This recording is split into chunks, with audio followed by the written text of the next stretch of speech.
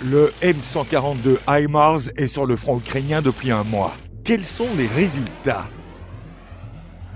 Le cœur de la nuit, le silence. Et soudain, la noirceur de l'air est coupée par un éclair ardent, plongeant rapidement dans le ciel et laissant derrière lui des bouffées de fumée rougeâtre. Immédiatement, un fort grondement se fait entendre et de l'obscurité, on voit un instant les arbres et le champ de blé. Et à nouveau, l'obscurité de la nuit. N'est-ce qu'un rêve? Et au même moment, un autre éclair brillant, un éclair ardent, part vers le haut dans un puissant grondement. Et puis, un autre et un autre. Non, ce n'était pas le tournage d'un film apocalyptique ou le dieu Zeus. C'est la première utilisation au combat du lance-roquettes multiple américain M142 HIMARS en Ukraine. 23 juin 2022, le 119e jour de l'agression de la Russie contre l'Ukraine. Un mois s'est écoulé depuis ce cauchemar pour les troupes russes. Essayons de résumer les résultats de l'utilisation de cette arme dans la guerre russo-ukrainienne. S'est-elle avérée efficace? A-t-elle été à la hauteur des attentes placées en elle? Initialement, 4 M142 HIMARS ont été livrés à l'Ukraine. Et à partir du 23 juin, ils ont travaillé sur des cibles de l'armée russe quotidiennement, principalement la nuit, afin de rendre plus difficile pour l'ennemi de suivre le mouvement de ses véhicules. Malgré le faible nombre de systèmes M142 HIMARS dans l'AFU, 4 unités supplémentaires ont été ajoutées aux 4 unités initialement fournies au cours du mois. Les militaires ukrainiens ont détruit plus de 30 installations militaires logistiques de l'armée russe grâce à ces armes. Les principales cibles des HIMARS étaient les dépôts de munitions, les quartiers généraux et les points de contrôle de l'armée russe. Parmi les frappes les plus efficaces, citons la destruction d'un dépôt de munitions à Novaya Kakhovka et d'une base militaire russe à Melitopol dans la soirée du 11 juillet, où, selon les données préliminaires, plus de 200 militaires ont été tués et 300 autres blessés. Nous avons également connaissance de frappes HIMARS réussies sur des dépôts dans les villes du Donbass, Snezhnoï, Stakhanov et Torez. Le pont Antonov sur le Dnieper à Kherson et le barrage de la centrale hydroélectrique à Kakhovka sont actuellement les cibles prioritaires des HIMARS. Leur destruction privera de ravitaillement le gouvernement russe de la région de Kherson et permettra à l'armée ukrainienne de libérer cette région avec des pertes minimales. Il ne fait aucun doute que la liste des cibles de ces armes ne fera qu'augmenter à l'avenir.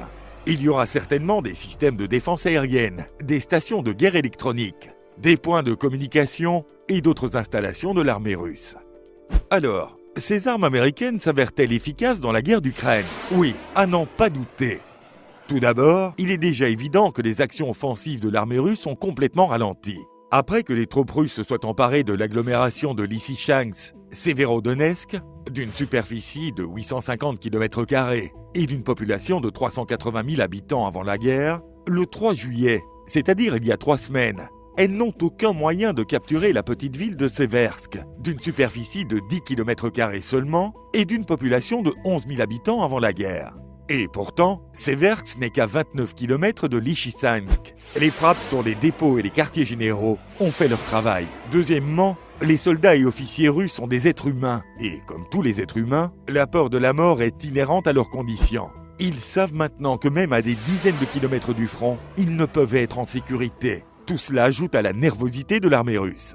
Troisièmement, le fait de disposer d'armes aussi puissantes et précises permet aux militaires ukrainiens de se sentir plus confiants et de planifier des opérations plus efficaces et plus globales, comme la libération de Kherson, par exemple.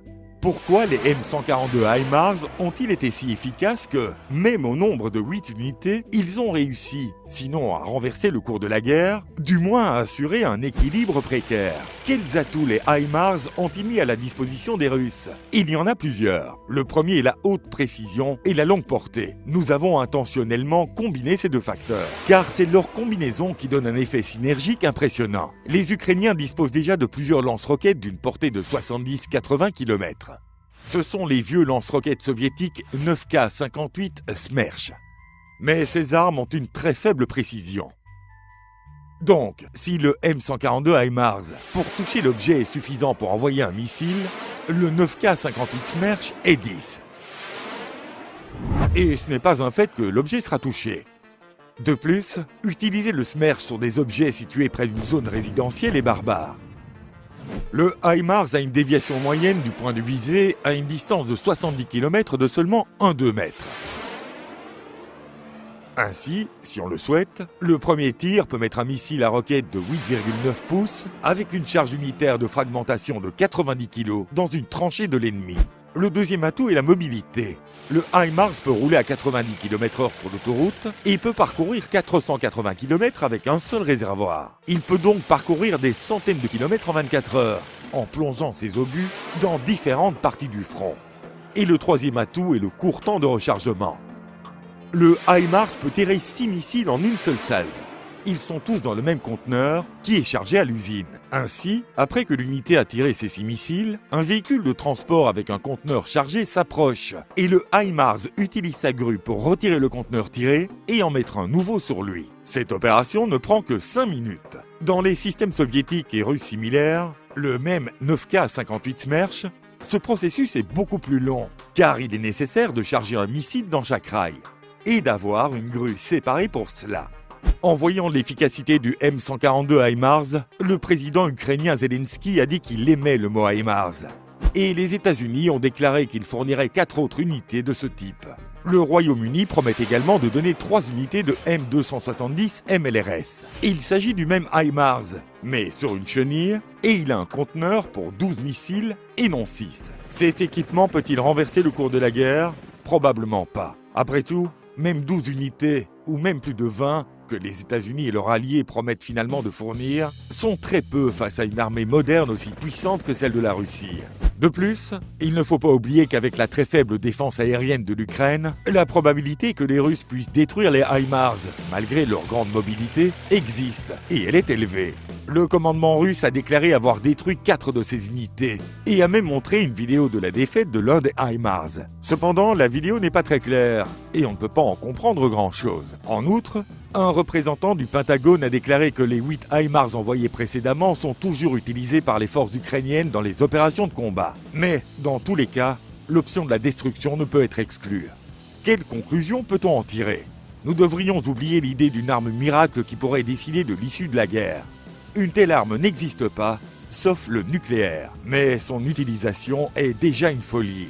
L'Ukraine a besoin d'une aide globale pour lui donner non seulement des systèmes modernes de roquettes à lancement multiples, mais aussi pour organiser une défense aérienne fiable et fournir suffisamment de systèmes d'artillerie de gros calibre, de missiles anti-navires et de chars. Quant aux M142 HIMARS et M270 MLRS, il existe des missiles d'une portée non seulement de 70 km, mais aussi de 300 km. Cela permettrait d'attaquer des installations militaires sur le territoire de la Russie et en Crimée occupée.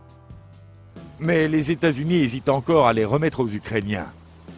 Comme l'a déclaré le conseiller présidentiel américain pour la sécurité nationale, Jake Sullivan, nous voulons nous assurer que les États-Unis ne se retrouvent pas dans une situation où nous serions sur la voie de la Troisième Guerre mondiale. Un souhait louable, mais monsieur le conseiller n'a pas très bien appris l'histoire. À la fin des années 30, les pays occidentaux avaient également peur d'offenser un agresseur. Le résultat est bien connu. Se sentant impunir, l'Allemagne a déclenché la Seconde Guerre mondiale. Et que pensez-vous ? Les pays occidentaux devraient-ils aider l'Ukraine dans toute la mesure du possible ? Notamment pour permettre d'attaquer la Russie sur son territoire ? Ou avons-nous encore besoin de tactiques aussi prudentes qu'aujourd'hui ? Donnez votre opinion dans les commentaires ci-dessous. Si vous avez apprécié cette vidéo, n'oubliez pas de lui mettre un like, car il y aura beaucoup d'autres vidéos intéressantes sur les armes modernes.